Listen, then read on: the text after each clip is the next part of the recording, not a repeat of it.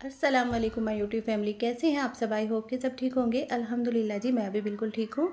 तो यहाँ पर देखिए मेरा सुबह सुबह का आगाज़ हो चुका है। अब मैंने पढ़ ली थी नमाज़, तो फजर की नमाज़ के फ़ौरन बाद मुझे चाय पीनी होती है। तो देखिए मेरी चाय बन करके हो गई है रेडी। तो अब मैं यहाँ पर चाय भी पीऊँगी और साथ में आपके साथ कुछ ऐसे टिप्स शेयर करूँगी जिससे आपके घर में बहुत ज़्यादा बरकत होगी, खुशियाँ होंगी। क्योंकि हर कोई जानता है, हर कोई चाहता है कि मेरे घर में बरकत भी हो, खुशियाँ भी हों, घर का माहौल खुशहाल हमारा बना रहे, खुशहाल ज़िंदगी से हम जिएँ। तो किस तरीके से आपके घर में खुशहाली आएगी, तो आप उस टिप को ज़रूर फॉलो कीजिए जो मैं आपको बताऊंगी। तो सबसे बड़ी चीज़ जो होती है ना, वो है नमाज की पाबंदी। तो सबसे पहले तो आप ये काम करें कि नमाज की पाबंदी करें। नमाज की पाबंदी करेंगे तो आपके घर में बरकत ही बरकत होगी, क्योंकि नमाज में ही हमारी कामयाबी है। अल्लाह ने साफ साफ बता दिया कि नमाज में कामयाबी है। इसलिए सबसे पहले आप नमाज पढ़ें, अल्लाह का जिक्र करें, तस्बीहात पढ़ें, कुरान पढ़ें, जैसे भी आप चाहें अल्लाह का जिक्र करें, लेकिन ज़रूर करें, इससे बरकत आती है। यही कामयाबी की सबसे बड़ी कुंजी है। तो नमाज को बिल्कुल भी ना छोड़ें। नमाज से हमारे घर में बहुत ज़्यादा बरकतें होती हैं और खुशहाली आती है। देखिए क्या होता है ना कि अगर हमारे घर में कितना भी अच्छा फर्नीचर हो, महंगा महंगा फर्नीचर हो और महंगी महंगी चीज़ें भी हमारे घर में मौजूद हों, लेकिन उसके बाद भी हमारा दिल खुश नहीं रहता, हमारा जो है ना घर में सुकून नहीं रहता, बहुत ज़्यादा बदसुकूनी रहती है, तो आपको जो सुकून मिलेगा ना, वो सिर्फ अल्लाह के ज़िक्र में ही मिलेगा। कई बार आपने गौर किया होगा, जिन घरों में बड़े बड़े फर्नीचर होते हैं, महंगे महंगे फर्नीचर होते हैं, बहुत ज़्यादा सामान अवेलेबल होता है, लेकिन उसके बाद भी उन घरों में सुकून नहीं होता, लड़ाई वगैरह होती रहती है। किसी के बच्चे भी जो होते हैं ना, वो सुकून नहीं रखते, कोई बच्चा ख़राब हो जाता है। तो आप इसका ख्याल रखें कि आप जो है ना अल्लाह के ज़िक्र में लगे रहें। अल्लाह का ज़िक्र जितना ज़्यादा करेंगी, जब भी आपको वक्त मिले तो अल्लाह का ज़िक्र ज़रूर करें। इससे आपके घर में जो है ना वो सुकून भी रहेगा और साथ में बरकत भी होगी। कभी कभी क्या होता है, हमारे पास माल दौलत भी बहुत ज़्यादा होती है, गाड़ी बंगले भी होते हैं, लेकिन दिल का सुकून नहीं होता। तो अल्लाह का ज़िक्र आप लाजमी किया करें। तो दूसरी बात मैं आपको बताऊँगी, तो दूसरे नंबर पर आता है अल्लाह का शुक्र अदा करना।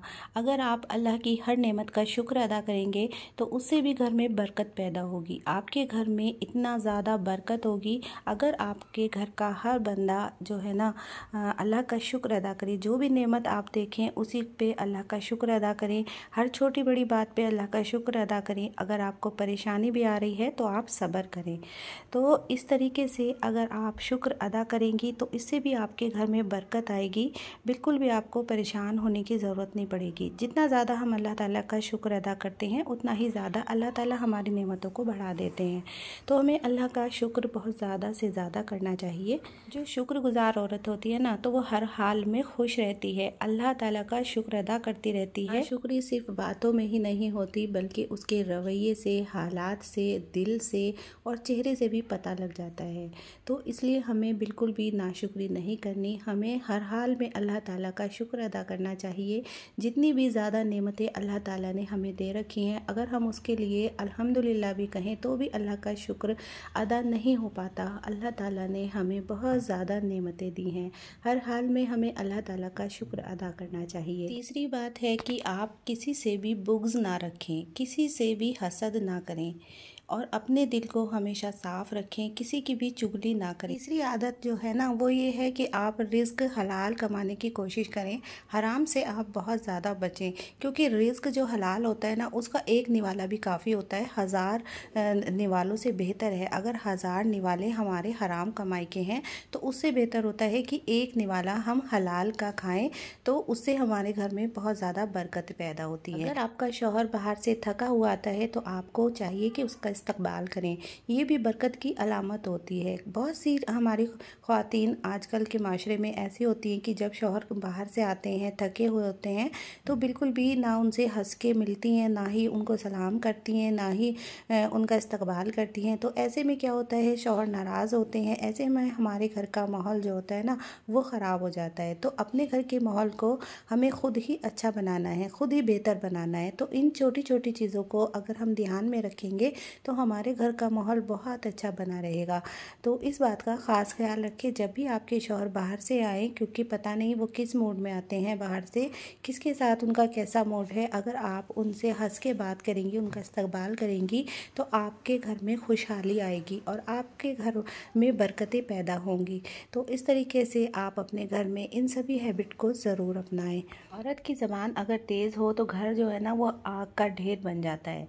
औरत अपनी ज़बान पे कंट्रोल रखे तो इससे घर का माहौल बहुत ज़्यादा सही होता है।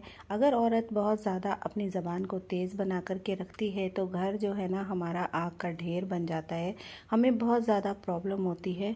तो अपनी ज़बान को कंट्रोल रखें। ये बात तो आपने सुनी होगी कि ज़बान का ज़ख्म कभी नहीं भरता। ग़ीबत, शिकायत, तानाज़नी, ये सब जो चीज़ें होती है ना, ये घर से बरकतों को दूर कर देती है। तो इस तरह से अपनी ज़बान को ना चलाएं कि किसी की ग़ीबत कर रहे हैं, तानाज़नी कर रहे हैं, किसी के ऊपर एहसान करके उसको हम जता रहे हैं, उसका दिल दुखा रहे हैं। इन चीज़ों से भी हमारे घर में जो है ना वो बेबरकती पैदा हो जाती है। जो औरतें ज़बान पे कंट्रोल रखती है ना, तो उसके लिए जन्नत का रास्ता आसान हो जाता है। और ज़बान पे कंट्रोल रखने से हमारे घर में इतनी ज़्यादा बरकतें पैदा होती हैं कि हमें वो पता भी नहीं लगती। लेकिन उससे क्या होता है कि जो नरम लहजा जो है ना अल्लाह ताला को बहुत ज़्यादा पसंद है। अगर हम नरम लहजे से घर में बात करेंगे, घर का माहौल अच्छा रहेगा और हमारे घर में खुशियाँ ही खुशियाँ होंगी। तो इस तरह से आप इन हैबिट को घर में ज़रूर फॉलो कीजिए। आप इन हैबिट को फॉलो करके देखिए आपके घर में पहले से ज़्यादा कितना सुकून आपके घर में आ जाएगा। 5वीं आदत, घर में बरकत लाने के लिए माफ़ करना सीखें। अगर आपको लगता है कि आपको किसी ने परेशान किया है, किसी और की गलती है और आप उसको एक्सेप्ट करती हैं कि हाँ ये गलती किसी और ने की है, आप उससे बहुत ज़्यादा परेशान हैं, तो आप अल्लाह के लिए उसको माफ़ कर दें, माफ़ करना सीखें। अगर आप किसी को माफ़ करेंगे तो अल्लाह ताला आपसे खुश होंगे, आपके घर में बरकत आएगी और अल्लाह ताला आपके घर में बहुत ज़्यादा रहमतें नाजिल करेंगे। आपको अल्लाह ताला ख़ुद ब खुद माफ़ कर देंगे जब आप किसी और को माफ़ करेंगे। तो इस तरीके से दिल को अपने साफ़ रखना चाहिए, किसी की तरफ से भी किनाह बिल्कुल ना रखें अपने दिल में, और अपने दिल को बिल्कुल साफ़ रखें। माफ़ करना सीखें। जो बंदा माफ़ करता है ना तो अल्लाह ताला उससे बहुत ज़्यादा खुश होते हैं और इससे हमारे घर में बरकतें ही बरकतें नाजिल होती हैं। इसके बाद आता है वक्त की पाबंदी। जो औरत वक्त की पाबंदी करती है ना उसके घर में बरकतें ही बरकतें नाजिल होती हैं। वक्त अल्लाह की सबसे बड़ी दी हुई नेमत होती है और जो औरत वक्त की पाबंदी करती है वो घर को बिल्कुल भी बिखरने नहीं देती। फजर से पहले उठना, वक्त पे नमाजें पढ़ना, वक्त पे सोना, बच्चों की तरबियत और वक्त की पाबंदी अगर करते हैं ना तो उससे ज़िंदगी में सुकून ही सुकून आता है। बेवक्त अगर हम कोई भी काम करते हैं तो उसमें हमारे बदसुकूनी पैदा हो जाती है और घर की बरकत और सुकून सब ख़त्म हो जाता है, जिससे हमारी ज़िंदगी का सुकून ही ख़राब हो जाता है। तो इसलिए हमें वक्त की पाबंदी ज़रूरी है। वक्त की पाबंदी हमें ज़रूर करनी चाहिए जिससे हमारा घर जो है ना वो सही तरीके से मैनेज हो सके। और मेरी आखिरी बात यह है कि अपने घर को मैनेज करना सीखें। अगर आप अपने घर को मैनेज करके नहीं चलेंगे तो आपका घर में बिल्कुल भी बरकतें नहीं होंगी।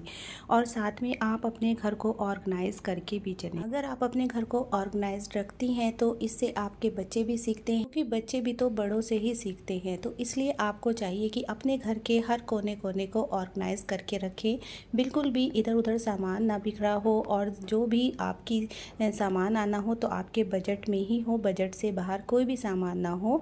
अगर बजट से बाहर आप सामान लाती हैं, अपनी ख्वाहिशों को ज़्यादा बढ़ाती हैं, तो आपके घर में इस तरीके से बरकतें बिल्कुल भी नहीं आती। अगर आप चाहती हैं कि आपके घर में बरकत हो तो जो मैंने आपको टिप्स बताए हैं, जितनी बातें मैंने आपको इस व्लॉग में बताई हैं, तो आप उन सबको फॉलो करेंगे तो आपके घर में बरकतें ही बरकतें होंगी और आपकी ज़िंदगी खुशहाल ज़िंदगी बन जाएगी। तो ये था मेरा आज का व्लॉग। अगर आपको व्लॉग पसंद आया तो जल्दी से चैनल को सब्सक्राइब करके वीडियो को लाइक कर दीजिए और अपने दोस्तों में शेयर करना बिल्कुल ना भूलें।